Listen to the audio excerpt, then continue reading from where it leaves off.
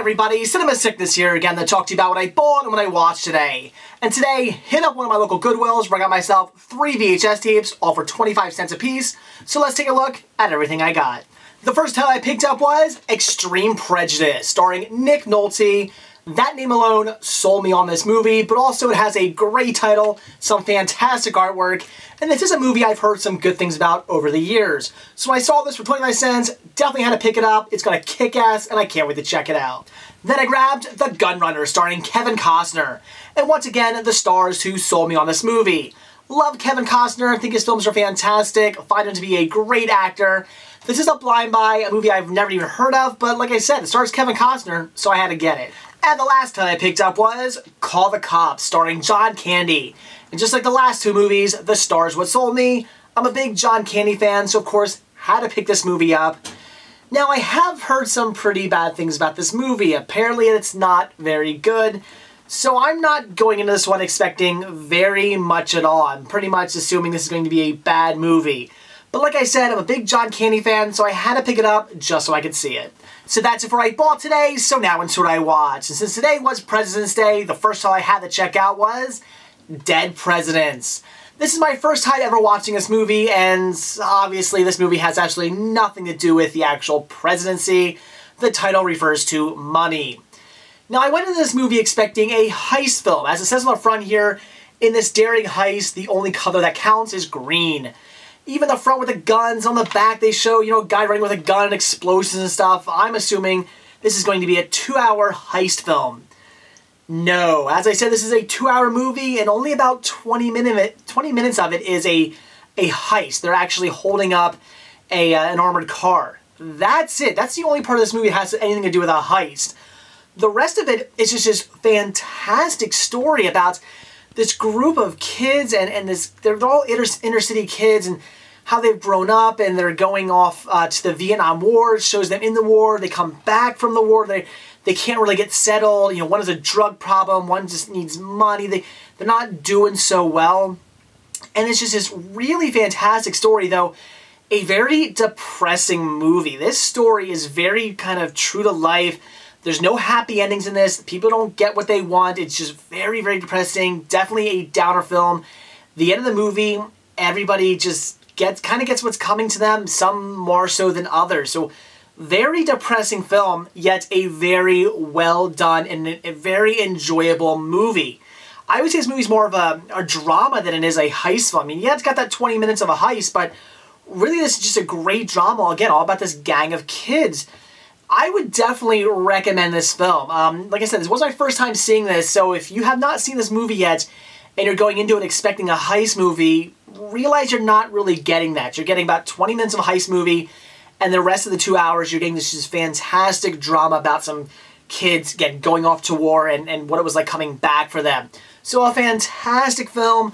I'm not going to get too much into it. I'm not going to explain the entire plot to you. I told you everything in a nutshell. It's really all I need to know. But I would recommend checking this out. An extremely well done drama. Like I said, with a little bit of a heist movie thrown in just for some fun. So brilliant film. Definitely check it out.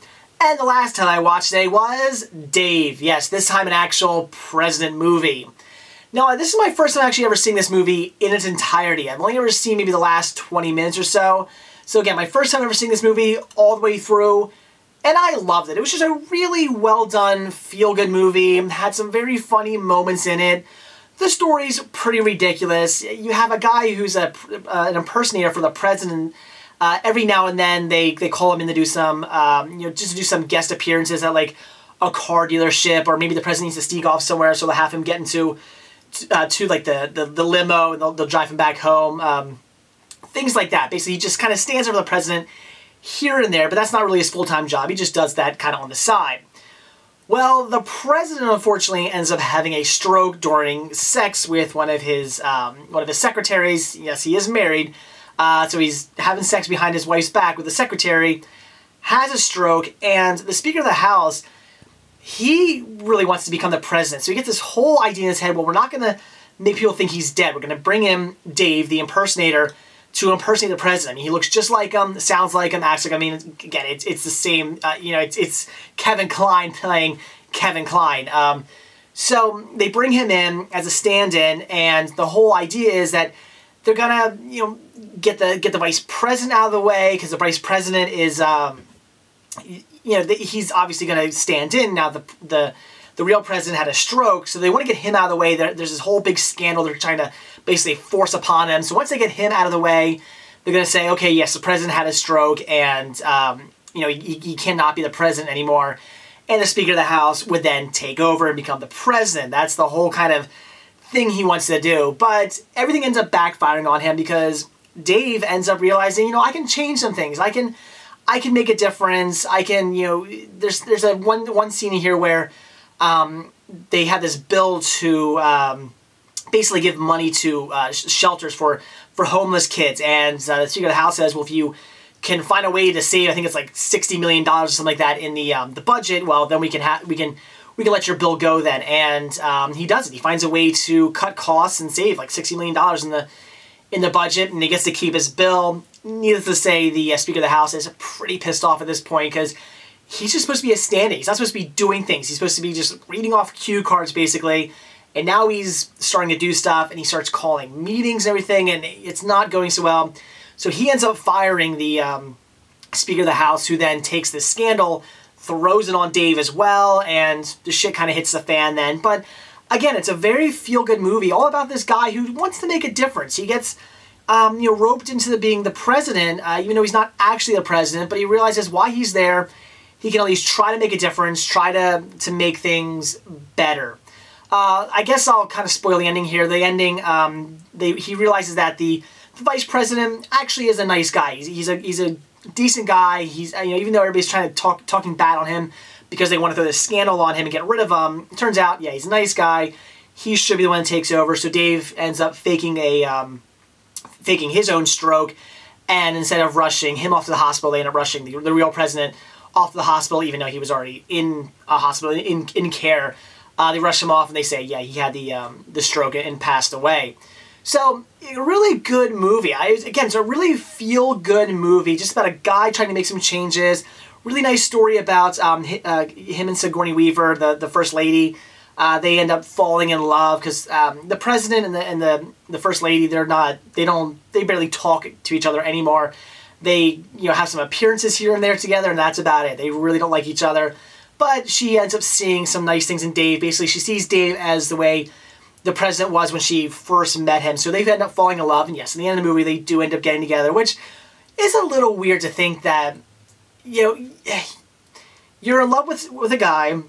He ends up becoming a douchebag. You don't really like him anymore. He has a stroke. And then you meet a guy who's basically his twin. He's basically the same exact guy, only, not a douchebag anymore. He's the guy you loved when you first met your husband. Kind of a weird thing to just kind of very awkward in a way. I kept thinking to myself, like, that's such a weird situation. I couldn't imagine doing that. It's so weird. The fact that she so quickly said, okay, my husband's gone, screw him, on to Dave, seemed a little weird too. But yeah, I guess she didn't love him, so maybe it's not all that weird, but still, it's kind of a strange story going on there. But regardless, it was a great movie. Like I said, it's a feel-good movie. If you like just, fun, feel-good movies, this is definitely one to check out. I had a lot of fun watching this one. I'll definitely check it out again sometime. A great, great movie, especially when watching it on President's Day. So that's it for a ball when I watched today. Certainly happy by the titles I picked up from my local Goodwill today. Definitely looking forward to checking those out. Also watching Dead Presidents, loved it. Thought it was a great movie. For years I had heard really good things about it, so it's definitely why I wanted to see it. But like I said, for years I've always thought it was a heist film. I've heard things about the heist, part of the movie.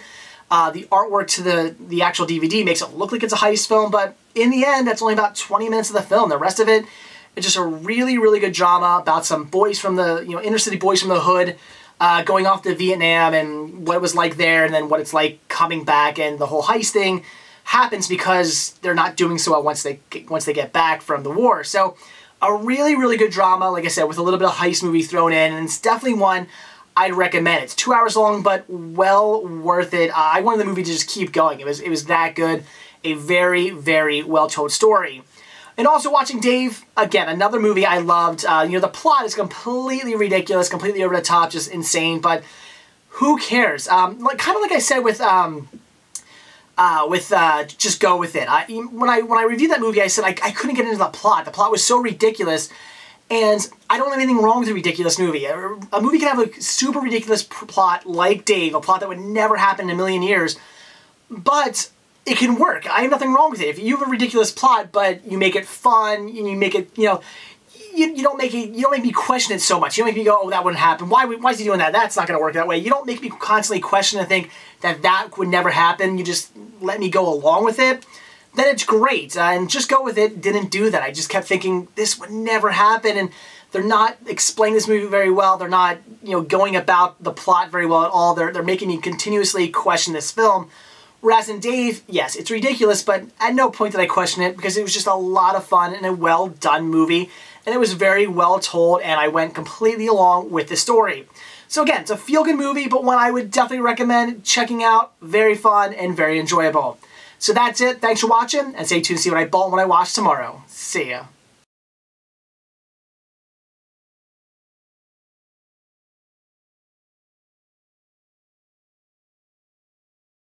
Then I grabbed The Gun Runner, starring Kevin Costner.